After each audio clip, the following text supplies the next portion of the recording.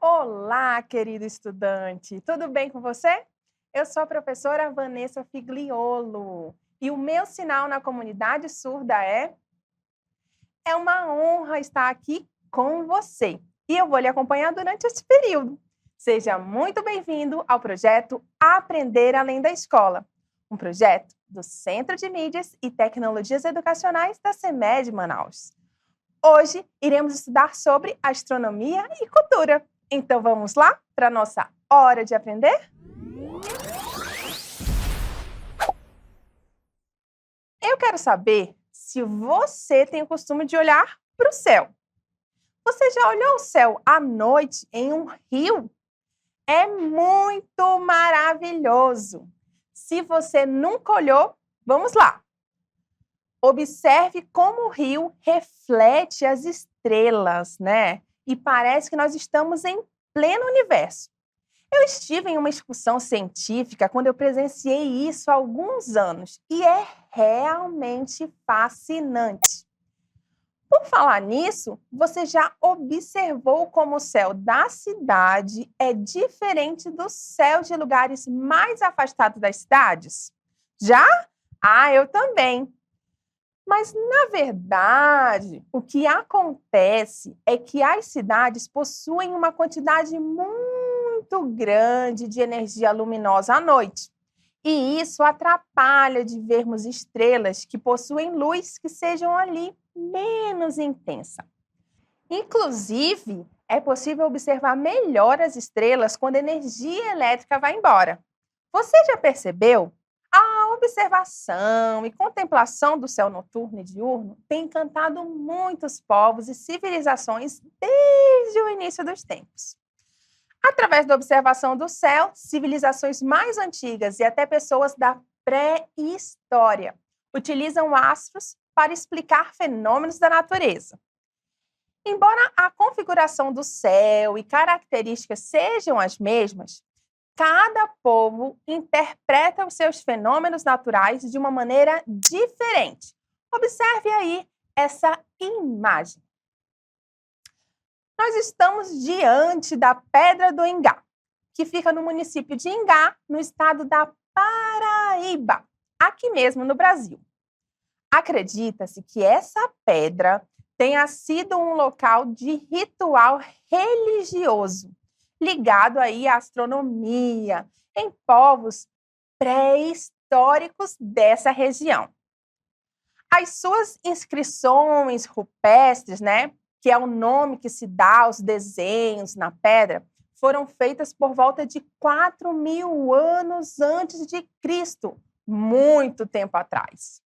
Nela é possível verificar diversas figuras entalhadas, como animais, frutas, humanos e constelações, né? Essas constelações são aí apanhados de estrelas. A exemplo da constelação de Órion. Essa pedra que nós acabamos de ver, ela é um dos indícios mais representativos da astronomia pré-histórica. E, por esse motivo, ela foi tombada como Patrimônio Histórico Nacional em 1944, já faz bastante tempo. Essa formação rochosa da Pedra do Ingá, ela possui 250 metros quadrados e está aí em um sítio arqueológico aberto à visitação com guia. Eu tenho muita vontade de ir lá. Lá é possível visitar também um museu de história natural. Eu adoro essas coisas. Esse museu de história natural, ele possui vários fósseis e utensílios encontrados nessa região.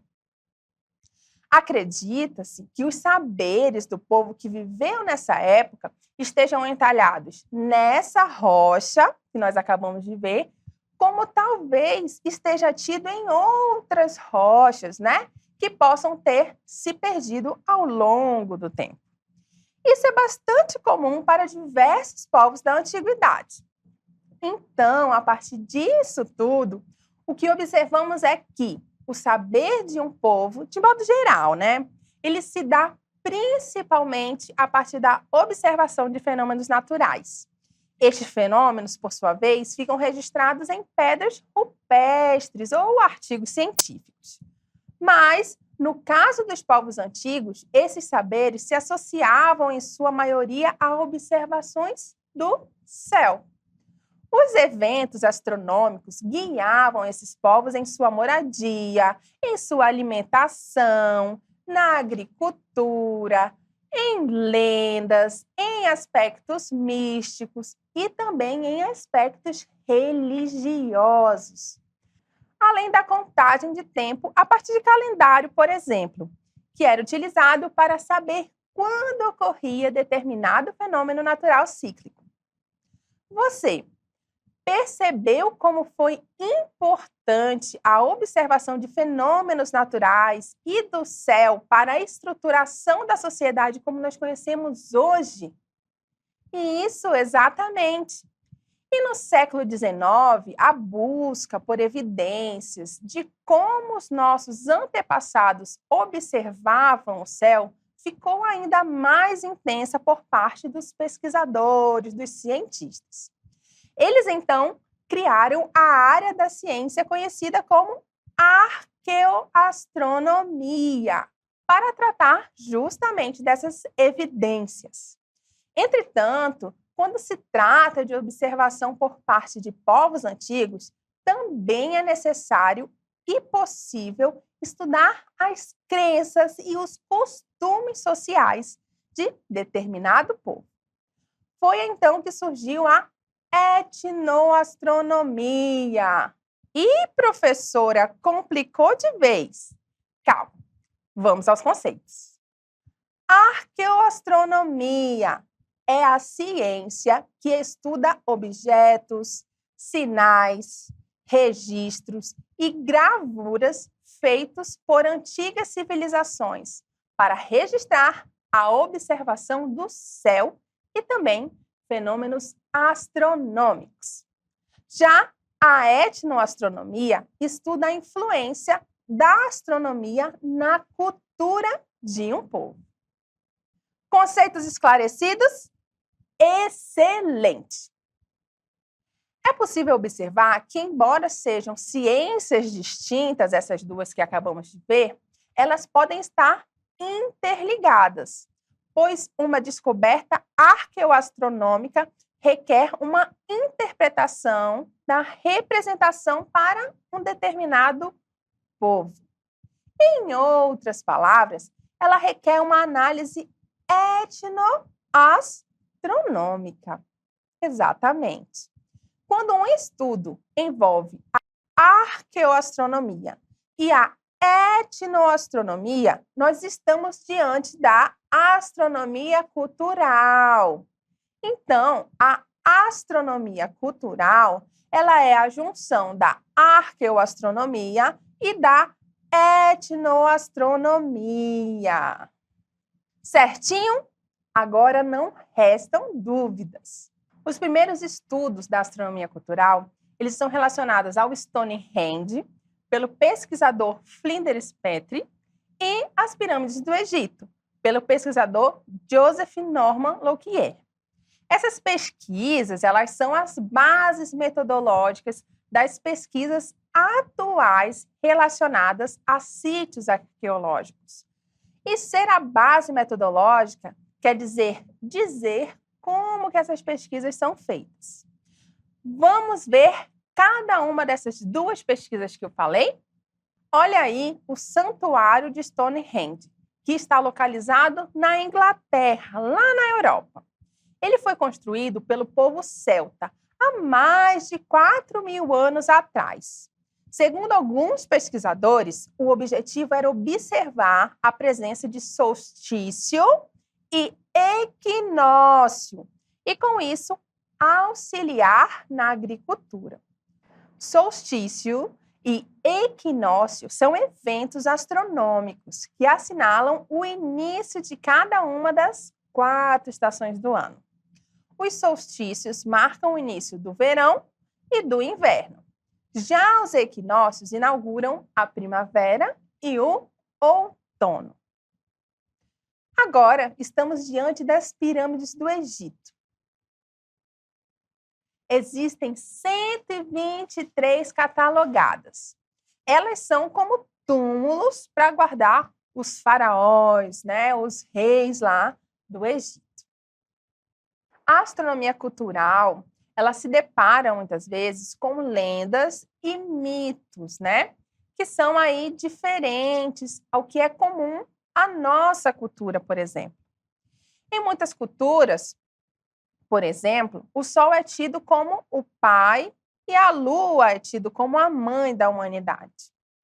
Isso é diferente do que, para a gente, culturalmente, é comum.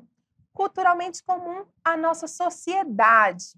Mas nem por isso é errado, isso é melhor, isso é pior. Isso é apenas diferente, né? Nós precisamos respeitar, assim como nós também queremos respeito à nossa cultura. Outra característica das civilizações antigas é que elas tinham muitas preocupações de suas constatações baseadas na observação do céu e de fenômenos naturais, que eram muitas, não é?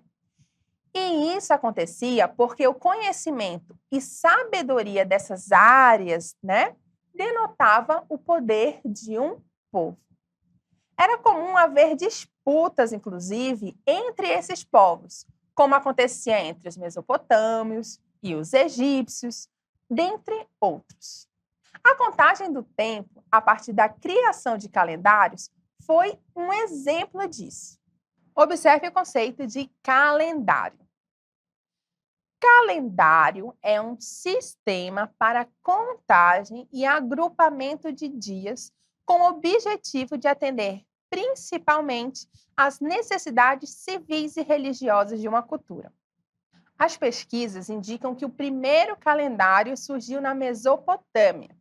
A Mesopotâmia era a área entre os rios Tigre e Eufrates, o que corresponde atualmente à aproximadamente maior parte do Iraque e Kuwait, além de partes da Síria e do Irã. O calendário mesopotâmico surgiu por volta do ano de 2700 a.C., provavelmente entre os povos chamados sumérios, e foi aprimorado pelos povos chamados caldeus. Esse calendário possuía 12 meses lunares, ou seja, 12 meses de 29 dias. Como falado anteriormente, ele é tido por alguns pesquisadores como o primeiro calendário do mundo, embora seja possível observar registros do calendário egípcio de 6.000 anos atrás. O calendário egípcio é um calendário solar, dividido em verão, inverno e inundação. Neste calendário, o ano contém 12 meses de 20 dias e mais 5 dias que são de festas para ajustar o calendário. Olha aí um papiro do calendário solar egípcio. Outro calendário é o calendário islâmico, também conhecido como muçulmano. Ele possui 2 tipos de anos: os normais, com 354 dias, e os abundantes, com 355 dias. Todos os anos possuem 12 meses de 29 ou 30 dias intercalados. É um calendário lunar, portanto, cada mês começa quando a lua crescente aparece a primeira vez no céu. Os maias criaram diversas maneiras de contar o tempo. Dentre elas, existem 2 calendários que chamam a atenção: um civil, que é o Aabe, e um religioso, que é o Tzolk'in. Veja um exemplo aí de um calendário maia. O calendário Aabe possui 18 meses e 20 dias e mais 5 dias sem estar em nenhum mês. Já o calendário Tzolk'in possui apenas 13 meses de 20 dias. Percebeu que todos os meses possuem 20 dias? Isso está associado ao acompanhamento da gestação das mulheres e também ao acompanhamento da agricultura. Além de cada mês, está associado a uma divindade, bem similar aos signos dos zodíacos. Você sabe o que são os signos dos zodíacos? São signos ligados aí ao seu nascimento, que podem dizer muito sobre você de acordo com a astrologia. Você gosta de signos? Tem muita gente que gosta e fica vendo aí se os seus signos combinam com os seus familiares, com seus amigos, né? Mas, ao mesmo tempo, tem muita gente que não acredita em nadinha disso. Eu, por exemplo, sou geminiana. E você, qual é o seu signo? Você sabe como surgiram esses signos dos zodíacos? As civilizações antigas acreditavam que os astros influenciavam na vida de acordo com a posição do céu no exato momento em que a pessoa nasceu. Assim, Hiparco, em 134 a.C., dividiu o céu em 12 partes iguais. Cada parte corresponde a uma constelação, ou seja, um conjunto de estrelas por onde o Sol passou no ano de 134 a.C. Atualmente, a passagem do Sol pelas constelações já mudou um pouco, mas a classificação dos zodíacos segue de acordo com o que Hiparco propôs. Perceba o Sol ao centro. A esfera branca representa a Terra. Veja uma órbita de 12 constelações ao redor da Terra e do Sol. São elas: Carneiro, que corresponde ao signo de Áries, Taurus, a Touro, Gêmini, a Gêmeos, Caranguejo, a Câncer, Léo, a Leão, Virgo, a Virgem, Balança, a Libra, Escorpios, a Escorpião, Arcítenes, a Sagitário, Caper, a Capricórnio, Ânfora, a Aquário e Píceis, a Peixes. Pois bem, a Terra leva um ano para fazer esse movimento ao redor do Sol. É o conhecido movimento de translação. Portanto, durante um bom tempo do ano, a Terra fica entre o Sol e a constelação de Peixes, por exemplo. Por isso, em determinados dias do ano, vemos a constelação de Peixes lá no céu, bem bonita. E assim, sucessivamente com todas as outras constelações, né, referentes aos signos dos zodíacos. Um outro calendário bastante antigo é o calendário chinês, que também leva em consideração os signos. Só que ao invés de serem mensais, os signos chineses são anuais. E são outros, tá? São eles: rato, boi, tigre, coelho, dragão, serpente, cavalo, carneiro, macaco, galo, cão e porco. Esse calendário chinês é baseado no ciclo solar e também no ciclo lunar. Cada ano é composto por 12 ciclos completos da Lua, ou seja, 12 luas cheias, minguantes, novas e crescentes, o que corresponde a 354 dias. Só que a cada 3 anos, eles inserem mais um mês para se adaptarem aí ao ciclo solar, ou seja, ao movimento de translação da Terra. E o calendário que usamos atualmente, como que ele surgiu? Já se perguntou? Bem, o calendário que nós usamos hoje é o calendário gregoriano, que foi uma modificação do calendário juliano. Juliano vem de Júlio César, o imperador. Olha aí a pintura de Júlio César, o imperador. Antes do italiano Júlio César, o calendário que vigorava em Roma era dividido em 355 dias e 12 meses, o que causava um grande desajustamento ao longo do tempo, pois as estações do ano passavam a ocorrer em datas diferentes. Isso porque as estações do ano são consequências do movimento de translação da Terra. A partir deste movimento, tem-se 4 estações do ano: inverno, verão, outono e primavera. E saber quando exatamente cada estação estará em vigor é super importante para a agricultura e, consequentemente, para o sucesso de um país. Quando se tornou ditador da República Romana, lá na Itália, um país da Europa, o Júlio César resolveu reformar o calendário para adequá-lo novamente ao tempo que é considerado natural. Para isso, foi necessário criar, no ano de 46 a.C., um ano com 15 meses e 455 dias, para compensar a defasagem. Este ano ficou conhecido como o Ano da Confusão. A reforma de Júlio César instituiu o ano depois, com 365 dias e 6 horas, divididos em 12 meses, o que conseguiu resolver o problema durante aí um tempo.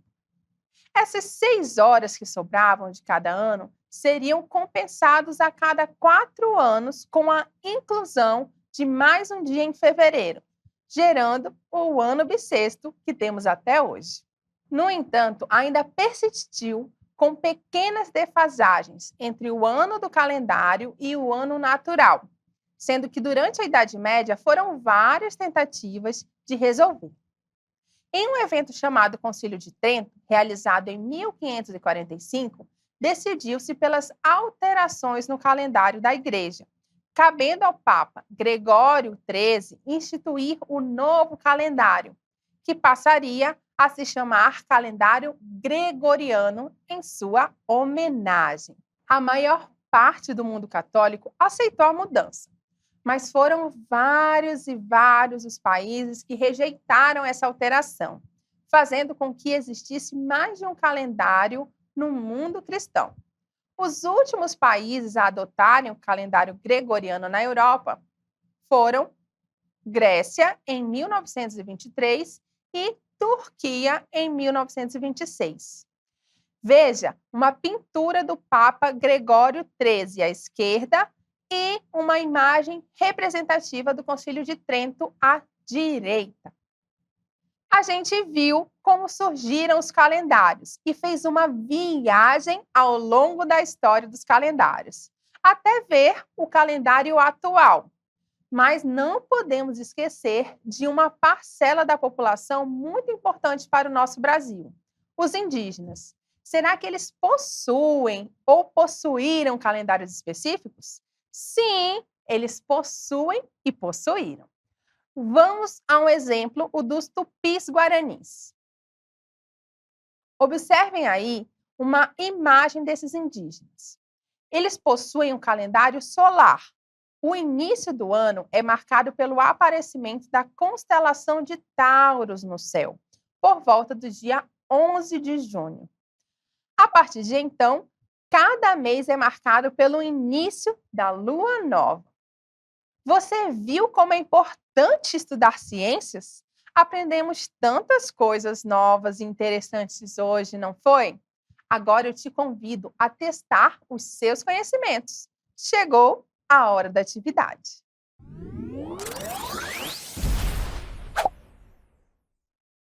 Atividade número 1. Os povos antigos tinham como hábito observar o céu.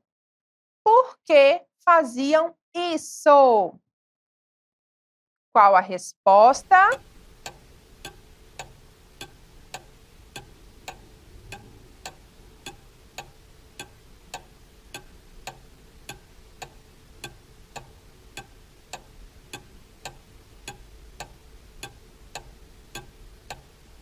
Eles faziam isso porque buscavam compreender os fenômenos naturais e também os astronômicos, né? Além disso, lembra que nós falamos na aula de hoje que eles tinham essa disputa, né, de poder entre os povos. Falamos inclusive do Egito, da Mesopotâmia. Você acertou? Vamos passar para a atividade número 2. Atividade número 2. No século XIX, a busca por evidências de como os nossos antepassados observavam o céu ficou mais intensa por parte dos pesquisadores. E eles criaram áreas da ciência: a arqueoastronomia, a etnoastronomia e a astronomia cultural. A respeito do conceito dessas áreas da ciência, relacione as colunas abaixo. Então, nós temos aí duas colunas. Uma coluna com A, B e C. Em A, você tem arqueoastronomia, em B, etnoastronomia e em C, astronomia cultural. Na outra coluna, você tem aí o conceito de cada uma delas. Você tem que justamente relacionar. A arqueoastronomia é o quê? Qual é o conceito relacionado a ela? Vamos lá? Então, estuda a influência da astronomia na cultura de um povo. Nós falamos sobre isso hoje, né?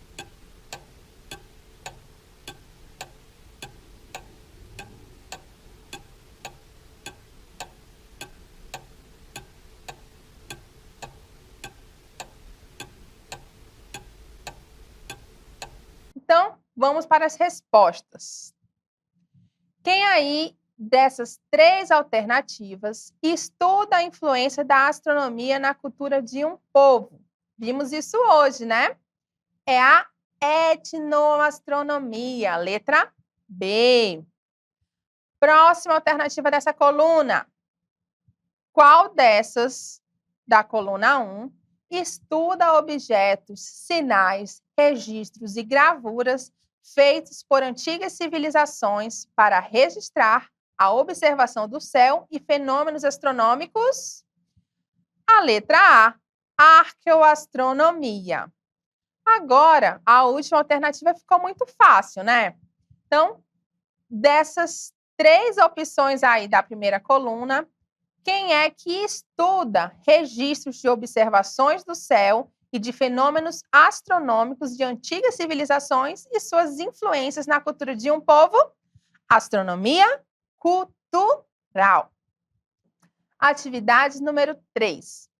Uma descoberta arqueoastronômica, isto é, uma descoberta de objetos, sinais, registros e gravuras feitos por antigas civilizações para registrar a observação do céu e fenômenos astronômicos, requer uma interpretação da representação para o povo. Em outras palavras, uma análise etnoastronômica. Assim surgiu a astronomia cultural. Quais estudos são considerados a base da astronomia cultural?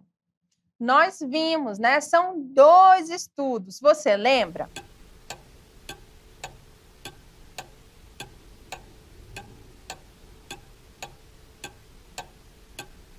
Vamos às respostas? Bem, os primeiros estudos da astronomia cultural estão relacionados ao Stonehenge. Até falamos hoje exatamente sobre ele, né? Mostramos.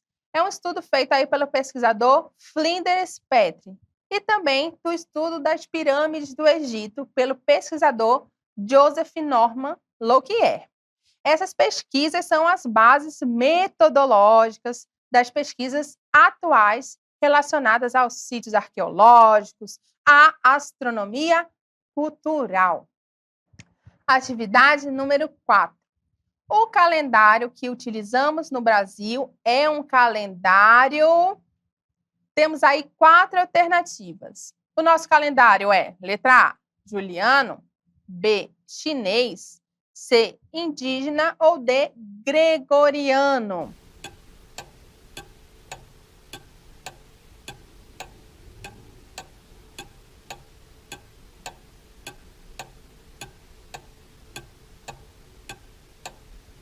A alternativa correta é a letra D, o calendário gregoriano. Lembra lá do Papa que falamos hoje?